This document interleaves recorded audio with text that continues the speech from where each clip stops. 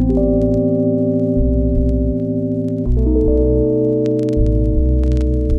what's up everybody? Welcome to Pat's Mythos. My name is Pat. I'm here today with another monthly wrap-up video. Today I will be wrapping up the month of March and looking at what I'm going to be reading in April. So as I'm wrapping up the third month of the year, I have finished 12 books now for the year, and I was able to catch my first elusive 5-star read. As I mentioned in my last wrap-up video, I hadn't had one yet at the start of the month. I'm thankful that I did get my first 5-star, which I'll get into in a minute here. So for this month, I did finish 3 books, and I also started a couple new ones, but I'll get to those ones in my April TBR. But let's go ahead and start my wrap-up for March. The first book I read in the month of March was The Pillars of the Earth by Ken Follett. So this was my elusive 5-star read, my first of the year that I had here with The Pillars of the Earth. I won't spend too much time going over my thoughts on the book. I did post a review for The Pillars of the Earth. You can find it linked up here if you'd like to hear my full thoughts on it, but the long and short of it was that I thought it was awesome and a very good book. So because The Pillars of the Earth is such a long book, it was kind of my main focus for the first half of the month. I only was listening and reading this book, about 80% on audio, 20% on the physical version total, I'd say, but it was my main focus for the month. I wasn't reading anything else at the time. I just was really focused on knocking it out because it's such a beefy book.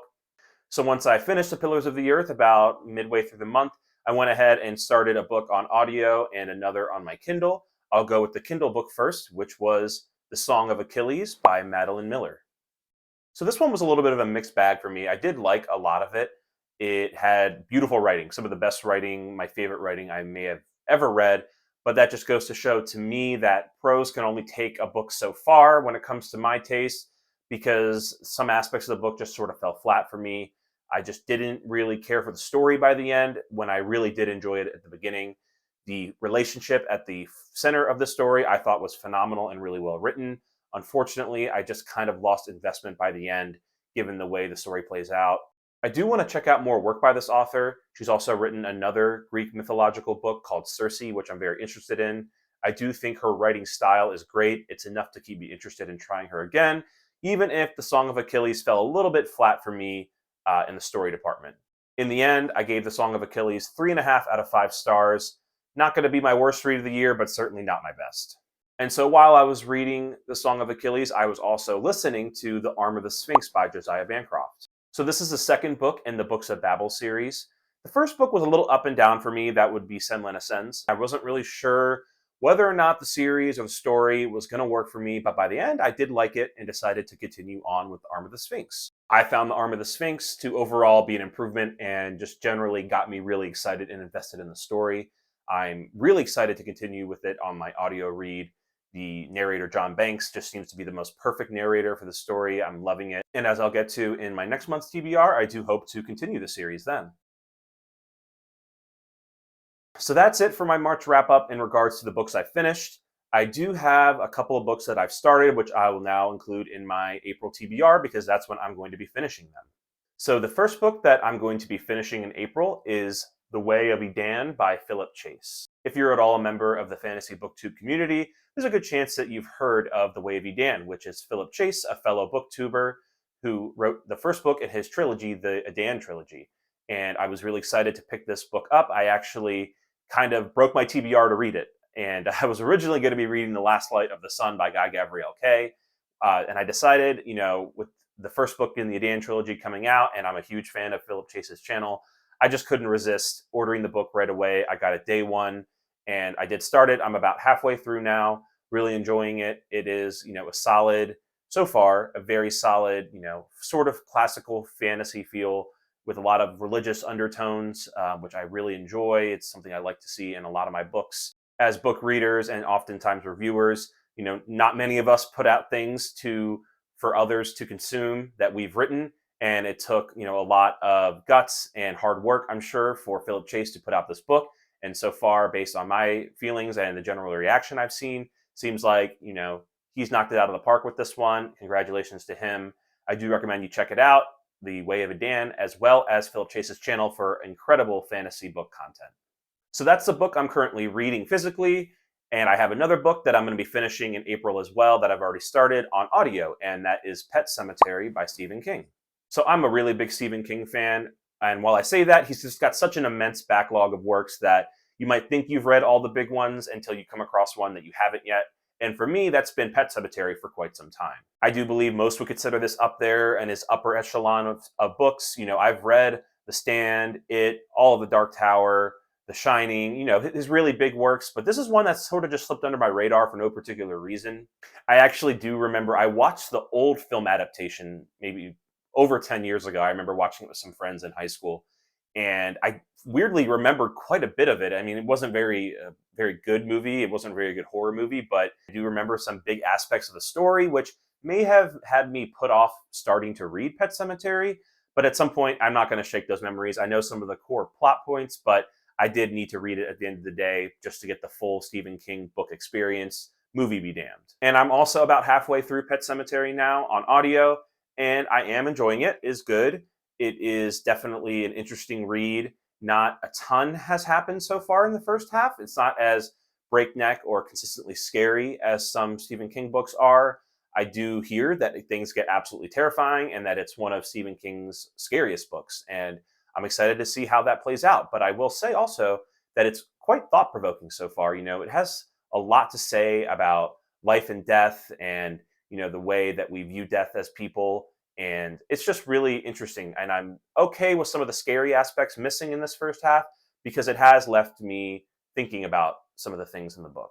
I'm not sure if it's going to be anywhere in my top Stephen King reads or favorites, but we'll see. I'll give it a good chance here at the second half, and I'm enjoying it. It's good.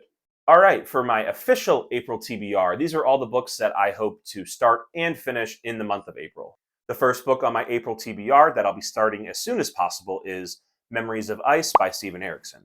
This one I plan to read on my Kindle. I already have it loaded up. You can see the cover art here. The second I click this power button, I've got the story up and ready to go, loaded on my Kindle. I can't wait. I'm so excited to tackle this big, beefy book 3 in the Malazan Book of the Fallen. I really have loved the first 2 books. I never would have thought that, I'd end up a fan of Malazan after 2 books. I wasn't sure I'd like it at all, but it's been phenomenal so far, and I've only heard incredible things about Memories of Ice, and I just can't wait, cannot wait to start it, and it will be great. And for my reading of Memories of Ice, I am actually reading that as part of a read-along that's going on the Grimoire Discord. We are reading, I think, one book every 2 months, so I'm getting a little bit of an early start compared to some others because I know some people are just finishing up Dead House Gates in the last month, but I've been loving these books and I just can't resist going ahead and get started. And so be sure to check out the Grimoire Discord if you want to get in on the conversation as we go through the Malazan Book of the Fallen. Overall, it probably will end up taking me almost the entire month to read that without any help from audio, considering it's its own 1,000-page book.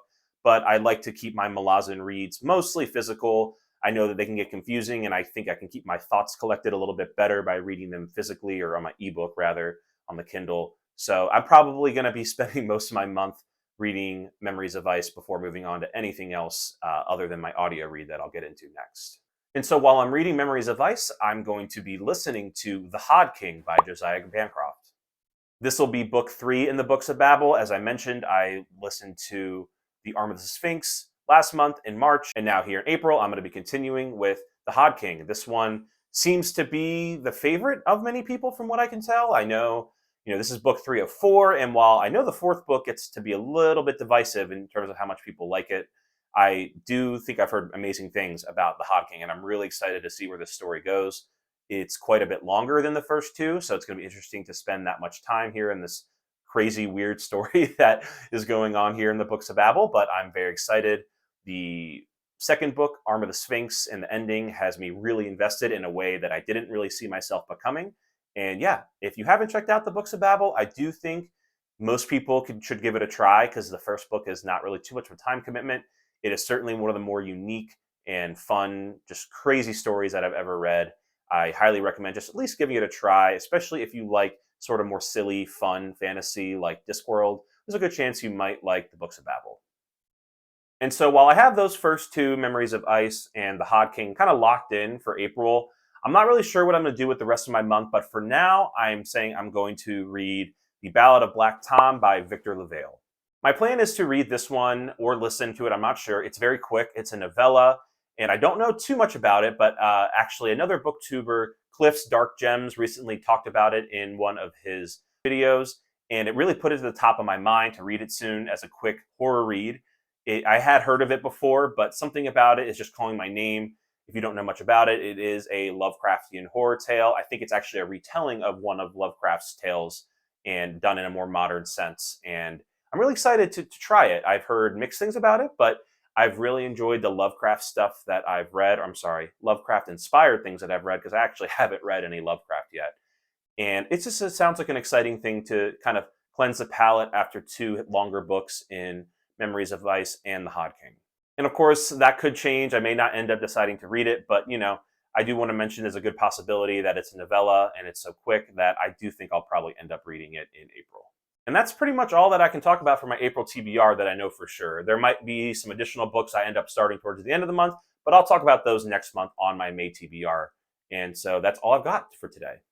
If you're still here with me at the end, thank you so much for watching. I really do appreciate your support of the channel, and I hope you have a great day. Bye.